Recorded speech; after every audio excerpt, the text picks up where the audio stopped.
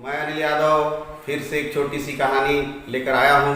मित्रों, ये कहानी है एक राजा की, जो बहुत ही प्रतापी राजा हुआ करते थे और अपने प्रजा के लिए बहुत ही विशाल हृदय वाले सम्राट थे। एक बार क्या होता है मित्रों, राजा के यहाँ सवेरे सवेरे एक फकीर पहुँच जाते हैं और राजा चूँकि उदारवादी थे, आव भगत में कोई कमी नहीं किए, उनका फकीर बाबा का खातिरदारी इतने ईमानदारी पूर्वक किए, इतना मेहमान नवाजी किए कि फकीर पूरा गदगद हो गया। और पूरा खुश हो जाने के बाद फकीर जो है राजा को एक सुरमा का डिब्बा देता है। एक सुरमा का डिब्बा देता है और बोलता है कि राजन, ये जो सुरमा है ये किसी भी अंधे व्यक्ति को देंगे तो उसके आंखों में रोशनी आ जाएगी, उसकी दृष्टि वापस आ जाएगी। ये साधारण सुरमा नहीं है बल्कि ये चमत्कारी सुरमा है। ऐसा करके राजा को महाराजा को दे देते हैं और फकीर अपना चले जाते हैं। राजा मन मन में सोचते हैं कि ये जो सुरमा है, ये जो डिबिया है, बहुत कम चूर्ण है इसमें और ये सिर्फ 2 ही आंखों के लिए हो सकेगा।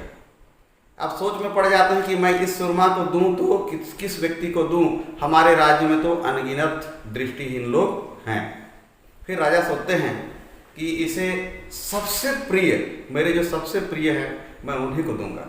राजा को अचानक याद आता है उनके एक मंत्री सेवानिवृत्त होकर के, जिन्होंने पूरी ईमानदारी पूर्वक पूरे समर्पण की भावना के साथ राजा का सेवा किए थे। वो मंत्री रिटायर हो चुके थे, सिर्फ अपने नेत्रों की वजह से सेवा नहीं दे पा रहे थे, दोनों नेत्र की दृष्टि उनकी चली गई थी। तो राजा सोचते हैं क्यों ना हम इस मंत्री को दे दें। राजा उस मंत्री को बुलाते हैं और मंत्री को बताते हैं कि मंत्री जी, ये जो सुरमा है ये सिर्फ 2 आंखों के लिए होगा, केवल 2 आंखों के लिए है और ये कोई साधारण सुरमा नहीं है, ये चमत्कारी सुरमा है। इसको आप दोनों आंखों में डाल लीजिए और आपकी रोशनी लौट जाएगी। हमें आपकी ज़रूरत है, हमें आपकी सेवा की ज़रूरत है। मंत्री निकालते हैं सुरमा को, एक आंख में डालते हैं और एक आंख में डालने के बाद रोशनी आ जाती है तो वो दूसरा आंख में ना डाल करके वो अपना जीभ में डाल देते हैं बाकी चूर्ण। सभी लोग अचंभित हो जाते हैं, बोले कि पागल हो गया है क्या?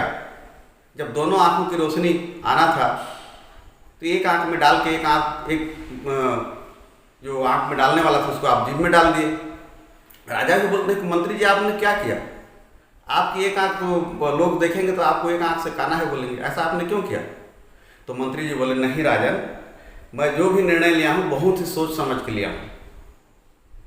मेरा दूसरे आंख का भी दृष्टि आ जाएगी और हमारे राज्य में जितने भी लोग हैं जो इस समस्या से ग्रसित हैं, जो दृष्टिहीन हैं, उनकी भी आंखों में रोशनी आ जाएगी। राजन बोले, अरे क्या बात है, बताइए क्या उपाय है? मैंने जो चूर्ण डाले, मंत्री बोले कि मैंने जो चूर्ण जीभ में डाले उससे मुझे उसके टेस्ट से पता चल गया कि ये जो सुरमा है ये किस चीज़ से बना हुआ है और मैं पूरे राज्य के लिए अब ये सुरमा बनाऊंगा। राजा गदगद हो जाते हैं, बहुत इनाम देते हैं मंत्री जी को और फिर से काम में अपना बुला लेते हैं।